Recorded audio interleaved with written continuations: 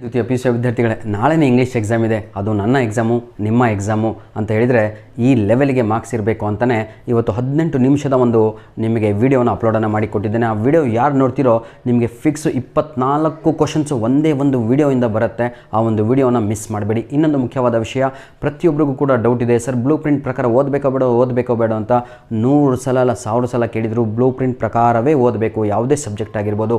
ಇನ್ನೊಂದು ಮುಖ್ಯವಾದ ವಿಷಯ, ಸರ್ ನಮಗೆಲ್ಲರಿಗೂ ಕೂಡ ಇಂಪಾರ್ಟೆಂಟ್ ಕ್ವಶನ್ಸ್ ಬೇಕು, ಜೊತೆಗೆ ಕೀ ಆನ್ಸರ್ ಬೇಕು ಅಂತಲೂ ಕೇಳ್ತಾ ಇದ್ದೀರಾ. ಆ 18 ನಿಮಿಷದ ವಿಡಿಯೋದ ಡಿಸ್ಕ್ರಿಪ್ಷನ್ ಬಾಕ್ಸಿನ ಕೆಳಗಡೆ ಪ್ರತಿಯೊಬ್ಬರಿಗೂ ಕೂಡ ನಾನು ಏನು ಮಾಡಿದ್ದೀನಿ ಅಂತ ಹೇಳಿದರೆ, ಆ ಒಂದು ವಿಡಿಯೋದ ಡಿಸ್ಕ್ರಿಪ್ಷನ್ ಬಾಕ್ಸಿನ ಕೆಳಗಡೆ 4 ಅಂಕದ ಪ್ರಶ್ನೆಗಳಾದಂಥ 2DR ಆಗಿರ್ಬೋದು, ಸನ್ನಿ ಮಾರ್ನಿಂಗ್ ಆಗಿರ್ಬೋದು, ಗಾರ್ಡನರ್ ಆಗಿರ್ಬೋದು, ಈ 3 ಚಾಪ್ಟರಿನ ಇಂಪಾರ್ಟೆಂಟ್ ಕ್ವಶನ್ ವಿತ್ ಆನ್ಸರ್ ಲಿಂಕ್ಸ್ಗಳನ್ನು ನೀಡಿರ್ತೇನೆ. ಯಾಕಂದರೆ ನನಗೂ ಕೂಡ ಜವಾಬ್ದಾರಿ ಇದೆ, ನನಗೂ ಕೂಡ ಮಕ್ಕಳಿದ್ದಾವೆ, ನಾನು ಕೂಡ ಹೋಗಿ ಓದಿಸ್ಬೇಕು, ಸಮಯವಿಲ್ಲ, ಕ್ಷಮಿಸಿ ಅಂತ ಹೇಳ್ತಾ ವಿಡಿಯೋನ ಇಲ್ಲಿಗೆ ಮುಗಿಸ್ತಾ ಇದ್ದೇನೆ. ಏನೇ ಡೌಟ್ ಇದ್ದರೂ ಕೂಡ ಕಮೆಂಟ್ ಹಾಕಿ, ಅಥವಾ ಡಿಸ್ಕ್ರಿಪ್ಷನ್ ಬಾಕ್ಸ್ ಗೊತ್ತಿಲ್ಲ ಅಂತೂ ಕೂಡ ಕಮೆಂಟ್ ಹಾಕಿ.